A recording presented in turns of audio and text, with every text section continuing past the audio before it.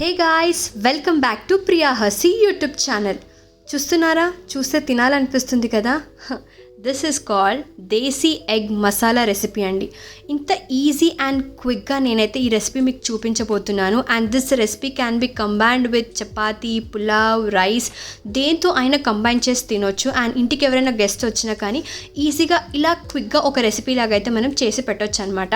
And మీరు ఒకవేళ college going student అయితే కాలేజ్కి like you can take it as tiffin box, ఆఫీస్కి అయితే లంచ్ బాక్స్, ఈజీగా క్యారీగా చేసుకునేలా నేను ఈజీ రెసిపీ అయితే మీకు చెప్పబోతున్నాను. దీనికి పెద్ద పెద్ద ఇంగ్రీడియంట్స్ అయితే ఏం అవసరం లేదు. మన ఇంట్లో ఉన్న బేసిక్ ఇంగ్రీడియంట్స్తోనే ఈ రెసిపీని మనం చేసుకోబోతున్నాం.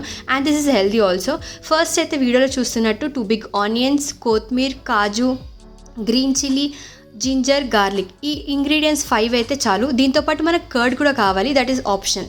ఫస్ట్ ఒక ప్యాన్లో ఆయిల్ తీసేసుకొని మనం ఇందాక వీడియోలో చూపించిన కాజు, green chilli, onions and garlic, ginger వీటన్నిటిని వేసి ఫస్ట్ వీటిని లైట్గా మనం రోస్ట్ చేసుకోవాలి. రోస్ట్ చేసుకోవడం వల్ల మంచి మనకి ఫ్లేవర్ అయితే వస్తుంది. సో అందుకే వీటిని మనం ఫస్ట్ ముందు లైట్గా రోస్ట్ చేసుకోవాలి. మన ఫ్లేమ్ కూడా కొంచెం తక్కువగా పెట్టుకోవాలన్నమాట. సో వీటన్నిటితో పాటు ఇందాక వీడియోలో చూపించినట్టు కొత్తిమీర కూడా వేసుకోవాలి. The main part of this is కొత్తిమీర అనమాట. కొత్తిమీర కొంచెం ఎక్కువ క్వాంటిటీ తీసుకొని వీటన్నిటిని బాగా మిక్స్ చేసేసి మంచిగా లైట్గా రోస్ట్ చేయాలి.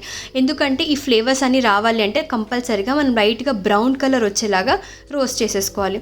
తర్వాతకి దీన్ని మొత్తం మనం మిక్సీ జార్లో అయితే తీసేసుకోవాలి. ఎందుకంటే దీన్ని మనం గ్రైండ్ చేసుకోబోతున్నాం కాబట్టి గ్రైండ్ కూడా మనం కచ్చాపచ్చలా చేసుకోవాలి. It's not like complete paste కాదు, కానీ కచ్చాపచ్చలాగా చేసుకోవాలి. సో దట్ మనకి ప్రతి ఒక్క ఇంగ్రీడియంట్ ఫ్లేవర్ అయితే మనకి తెలుస్తుంది తింటున్నప్పుడు. సో వీటన్నిటిని మనం మిక్సీ జార్ చేసినాక నేను ఇందాక చెప్పినట్టు ఎగ్స్ అన్నిటికీ మీరు మార్క్స్ కూడా పెట్టుకోవాలి. సో దట్ మనకి ఎగ్స్లోకి మసాలా అయితే కంప్లీట్గా వెళ్ళిపోతుంది.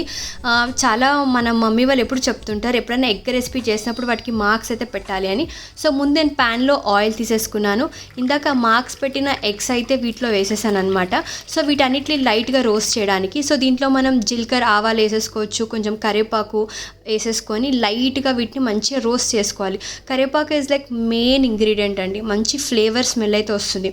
సో వీటన్నిటిని ఎగ్స్తో పాటు మంచిగా లైట్గా వీటిని రోస్ట్ రోస్ట్ చేసిన తర్వాతకి కొంచెం సేపు తర్వాత మనం టర్మరిక్ వేయొచ్చు అనమాట. తర్వాతకి కొంచెం సాల్ట్, కారం కూడా వేసేసుకోవాలి. సో వీటన్నిటిని ఆయిల్లో కంప్లీట్గా లైట్గా రోస్ట్ చేసుకున్న తర్వాతకి ఇందాక మనం తీసుకున్న పేస్ట్ ఏదైతే ఉందో ఆ పేస్ట్ని కూడా ఇప్పుడు వేసేయాలి.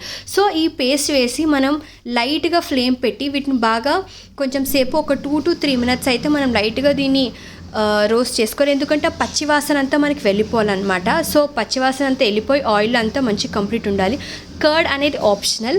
సో కర్డ్ కూడా నేనైతే కొంచెం వేసేస్తున్నాను అనమాట. కర్డ్ వేసేసిన తర్వాతకి దీంట్లో కొంచెం వాటర్ కూడా వేయాలి.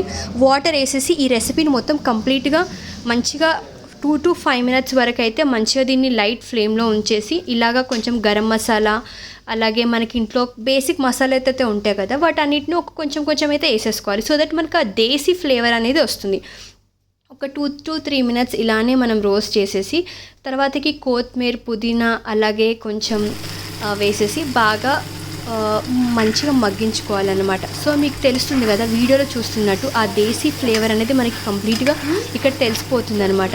So this can be combined with anything అండి. So I request you to please try this recipe అండి. ట్రై చేసి ఎలా ఉందో నా కమెంట్ బాక్స్ అయితే చెప్పండి. And subscribe to my YouTube channel. Thank you.